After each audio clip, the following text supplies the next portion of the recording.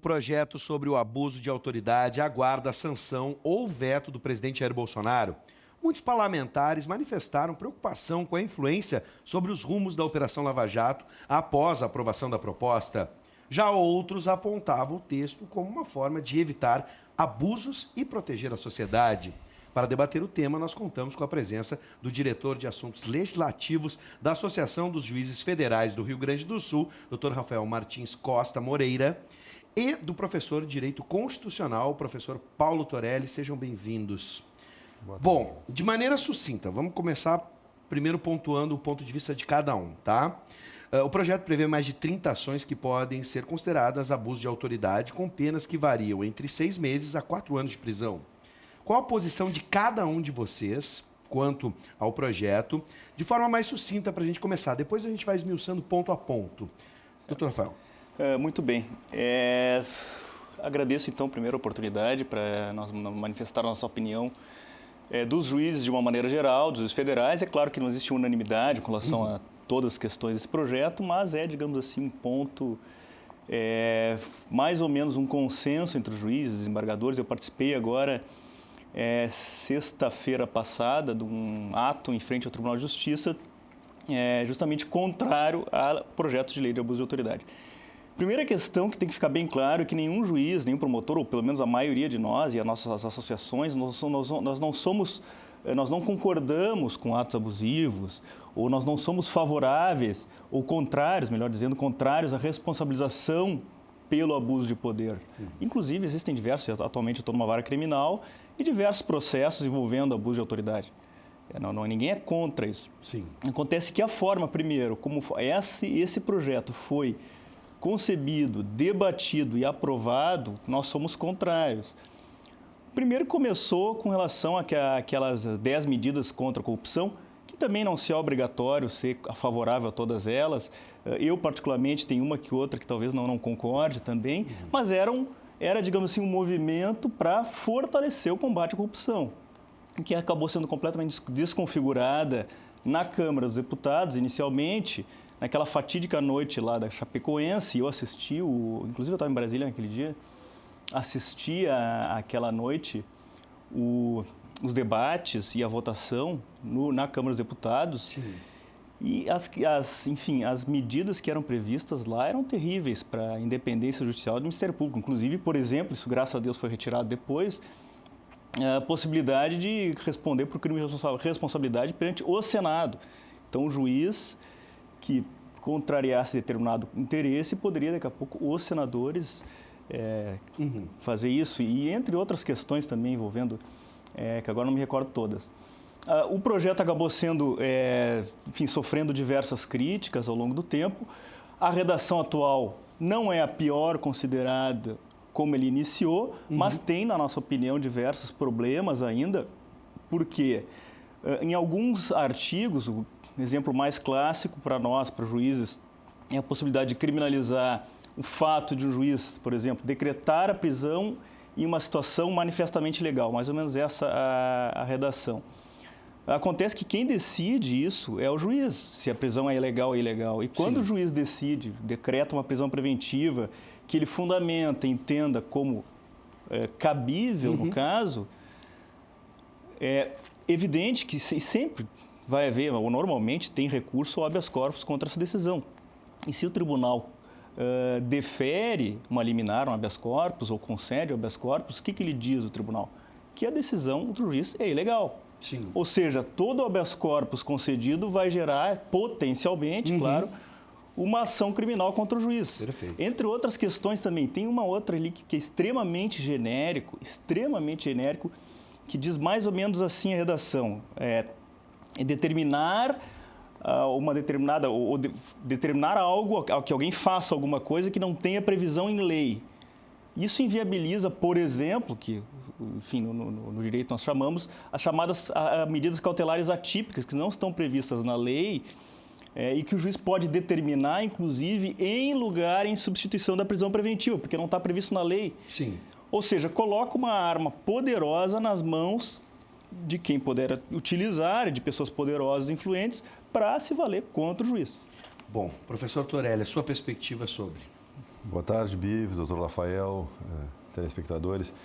Com alegria retorno aqui e para dizer que a minha leitura não é exatamente a mesma. Em primeiro lugar, o doutor Rafael, eu acho que ele aponta que a versão que hoje eu tive a oportunidade de ler atentamente, refletir sobre ela, o próprio doutor Rafael diz que não é a pior. Então é importante se dizer que em 2009 começou essa tramitação, houve um devido processo legislativo. O projeto que está indo à sanção do presidente é resultado de um substitutivo do senador Roberto Requião. Foi ele que conseguiu no Senado fazer uma composição, onde levou em conta contribuições do então Procurador-Geral da República, Rodrigo Janot, e que houve uma grande contribuição do Ministério Público Federal. Note bem, em 2009, e o substitutivo do Requião foi um outro senador que também é notabilizado pelo combate à corrupção, o senador Randolph Rodrigues.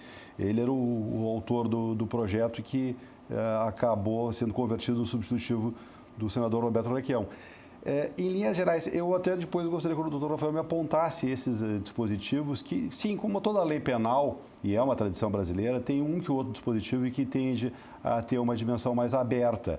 Agora, no geral, o projeto é extremamente preciso. Então, ele criminaliza condutas como obter provas por meios ilícitos. Não pode se esquecer que o hoje político Sérgio Moro, ele defendeu isso, inclusive nas 10 medidas. Quer dizer, a prova ilícita obtida de boa-fé. Quer dizer, como se fosse possível isso. Entrar em imóvel alheio sem determinação judicial. Quer dizer, já está estabelecendo aquilo que a jurisprudência já criminaliza. É crime no Código Penal, que é evasão de domicílio, mas seria um crime próprio de agente público. Impedir encontro reservado entre um preso e seu advogado. Não por outra razão, a OAB firmou posição, não só o Conselho Federal, mas todas as seccionais a favor deste projeto. Imagina, impedir encontro reservado entre um preso e um advogado. Que pasme, isso acontece. E aqui eu quero abrir esse parênteses. A ampla maioria da magistratura brasileira é extremamente laboriosa e dá enormes contribuições para a democracia nacional. Agora, todo o poder emana do povo, que o exerce diretamente ou através de seus representantes eleitos. É isso que está escrito no artigo 1º da nossa Constituição. Então, tem um ministro do Supremo que, inclusive, ele diz que o Supremo teria um papel representativo. Mas só na Constituição dele. Porque, na realidade, o papel representativo é do parlamento e o próprio ministro Celso de Mello enfatiza várias vezes nos seus julgados isso no Supremo, ele que é o decano do Supremo. Só o parlamento e apenas o parlamento, ele usa um advérbio, é que fala em nome da sociedade. Então, vamos colocar em termos bem claros, quer dizer, outras criminalizações, decretar a condição coercitiva de testemunha ou investigado sem intimação prévia, que é o que está no Código do Processo Penal, ou seja, está dando uma explicitação para aquilo que já está na lei e na jurisprudência. Fotografar ou filmar um preso sem o seu consentimento ou para expô-lo a vexame. E colocar algemas no detido quando não houver resistência à prisão. Isso está em súmula vinculante, que tem efeito erga omnes, vincula o Poder Judiciário de uma forma geral. Só que agora está estabelecido como um crime. Eu não consigo imaginar que no Estado Democrático de Direito alguém possa ser contrário. Eu entendo, sim, a resistência até corporativa da magistratura, e nem se fala do Ministério Público, que Calamandrei dizia que deveria ser uma parte sem paixão, mas não é o que nós vemos hoje. Hoje, inclusive, eu acho que teria que se mudar a legislação penal para que o Ministério Público não pudesse pedir absolvição. Porque é uma falácia que o promotor está pedindo para condenar, mas ele poderia pedir a absolvição. Não, invariavelmente, hoje o Ministério Público cumpre um papel acusador e parece que se apaixona, assim, e quer levar a confirmar. Inclusive, eu conheço vários casos. E aí é importante dizer, doutor, o Rafael vai concordar comigo, foi retirado do projeto chamado crime de hermenêutica. O que era o crime de hermenêutica? Foi uma expressão que o Rui Barbosa usou em 1898, quando um juiz em Rio Grande se negou a fazer votação em aberta no júri que a lei do júri de castigo determinava. E com isso ele foi processado criminalmente. O Rui Barbosa fez a defesa e desde então se fala no crime de hermenêutica, porque o juiz, ao interpretar a lei, ele pode vislumbrar uma inconstitucionalidade e pode dar a dimensão mais adequada para a lei. Isso é correto, é justo e é democrático. Agora, ele não pode ser condenado por meramente interpretar. Então, tudo aqui que eu li e que se manteve, se conformou no projeto, são figuras típicas que descrevem fatos. Sim. inequivocamente abusivos e que, obviamente, prescreve a consequência de quem praticar esses crimes. O crime de hermenêutica foi escoimado. Não consta na lei a possibilidade de algum magistrado ser punido por mera interpretação, porque era que constava que se houvesse a reforma, acho que era isso que o doutor Rafael referia, se houvesse a reforma daquele entendimento, ele poderia responder pessoalmente, que é o que a lei prevê, inclusive Sim. por dano sofrido, dano material sofrido pela vítima do abuso. Perfeito. Então, eu acho que é um grande avanço em termos de afirmação da democracia, do Estado de Direito, e foi dito por vários parlamentares, é um projeto inequivocamente garantista da cidadania. Agora tem um detalhe, tá? Eu vou focar na Operação Lava Jato, porque mesmo quem defende ou quem é contrário vai enxergar na Operação Lava Jato alguma relação, tá? Primeiro eu quero saber se vocês realmente concordam de que há uma relação, né? Vocês consideram que é um recado para a Operação Lava Jato, é isso que está acontecendo agora, esse projeto,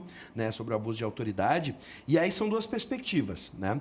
De um lado, houve excessos durante a Operação Lava Jato, houve abuso de autoridade durante a Operação Lava Jato, na concepção de vocês, sim ou não, né? E, nesse caso, né, como vocês podem entender essa relação, né? Se houve abuso na Operação Lava Jato, que abuso a gente poderia apontar? Se não houve, a Operação Lava Jato, ela está sofrendo um recado, ela pode sofrer com esse recado que está sendo construído a partir desse projeto? Ela está a perigo? Começa com o doutor Rafael. Bom, se houve ou não abuso na Operação Lava Jato, isso os tribunais e o STF, enfim, estão dizendo, em alguns casos reconhecendo que a decisão não é a mais correta, em outros casos dizendo que é a mais correta, ou seja, as questões estão sendo devidamente corrigidas pela via recursal, que no Brasil é gigantesca as possibilidades. Nós sabemos disso. É uma profusão de recursos, habeas corpus utilizados de maneira excessiva. Não sou contrário ao habeas corpus, obviamente, mas eu ouvi esses dias que tem, se eu não me engano, centenas de milhares de habeas corpus sendo decididos pelo Supremo todo ano. É um exagero isso aí. Agora, aqui essa lei é um recado para a Operação Lava Jato, veja bem, a lei não tem vida própria. Alguém fez essa lei, alguém debateu, alguém votou e aprovou ela. Cada um com a sua motivação com relação àqueles que aprovaram. Alguns podem ter realmente boas intenções, mas muitos, na minha opinião, realmente quiseram dar um recado, até porque colocam ali diversos atos que foram praticados e criticados durante a Operação Lava Jato e que se transformaram em crimes. Sim. É uma lei quase que no início foi mais, evidentemente, foi aos poucos sendo alterado ao longo do processo legislativo, mas é quase sob medida para a Operação Lava Jato. E algumas questões que poderiam ser realmente abuso de autoridade não constam ali. Por exemplo, consta ali violação de algumas prerrogativas da advocacia. Por que não consta violação de prerrogativas, outras prerrogativas de outros profissionais também? Do jornalista, do médico, do dentista, enfim. Por que só da advocacia? E exatamente alguns temas que foram criticados durante a Operação Lava Jato. A inviolabilidade do escritório de advocacia. É evidente que, enfim, nós concordamos com isso. Mas se o advogado estiver cometendo um crime, por exemplo, fica inviolável também. Doutor Rafael, o senhor acredita que sancionada essa lei, isso pode prejudicar o andamento da operação? Eu acredito que sim. Eu acredito que sim, porque diversas condutas, diversos atos, decisões que são praticadas, por exemplo, determinação de prisão, determinação, inclusive, não só o processo criminal, alguns processos de improbidade, por exemplo. Tem um caso ali que é considerado como crime determinar, se não me engano, a penhora eletrônica, penhora pelo Bacenjude, de valor manifestamente acima do valor devido. O que é o manifestamente acima? E se for um dano moral coletivo, sim, por exemplo, envolvendo um dano ambiental, como é que fica? O juiz fica, sim, eu sei que tem aquele dispositivo dizendo que a interpretação da lei não é crime, mas a abertura da linguagem utilizada envolvendo atos dos juízes e dos promotores, como, por exemplo, outro exemplo, iniciar investigação sem indícios. Uhum. Se o juiz entende que não tem indício, ele pode dar um habeas corpus, arquivar, enfim, ou conceder determinado habeas corpus, arquivar e aí vai iniciar um procedimento criminal contra o delegado ou promotor. Professor Torelli, houve excessos e a operação A partir disso, pode também sofrer? Bom, isso mereceria um debate só específico, né? Sim. Eu já vi que muitas vezes, é claro que houve abusos, inclusive, volto a dizer hoje, o político Sérgio Moro, ele escreveu um artigo onde ele buscou se espelhar e ele, com nenhuma modéstia, se comparava a Giovanni Falcone na Itália, que enfrentou a máfia e botou 400 mafiosos na cadeia. O Moro tinha um projeto político, ele atacou só políticos, pessoas que não ameaçaram, e o Giovanni Falcone acabou pagando com a vida, ele e a esposa dele. Então, na realidade, ele escreveu um artigo onde ele diz que o correto é fazer uma ação midiática, ele diz isso, com vazamentos seletivos. Então, um apelo que eu não posso concordar com o Dr. Rafael, eu sou a favor do combate à corrupção, quem me conhece sabe que eu tenho intolerância a qualquer ato de corrupção. Na minha volta isso não aparece, nunca vi lobisomem da vida, e quando aparece, bom, em seguida pode ter certeza que eu vou tomar providências. Então quem me conhece sabe disso. Eu acho que não acho correto fazer esse apelo de dizer que a lei vai... Pelo contrário, ela vai colocar nos devidos trilhos, porque não tinha razão nenhuma de, por exemplo, acorrentar nos pés o ex-governador Sérgio Cabral e filmá-lo na prisão. Isso é evidente que é uma exposição. E vem dizer que alguém defende que isso é razoável. E eu poderia citar vários outros casos. O ex-presidente Lula não precisava ter sido conduzido coercitivamente sem antes ter tido a oportunidade, sem nenhuma intimação, ser pego de surpresa às 6 da manhã na sua casa. Então, na verdade, voltado dentro da política. O Sérgio Moro não fez nada com relação ao narcopoder que se instala no país.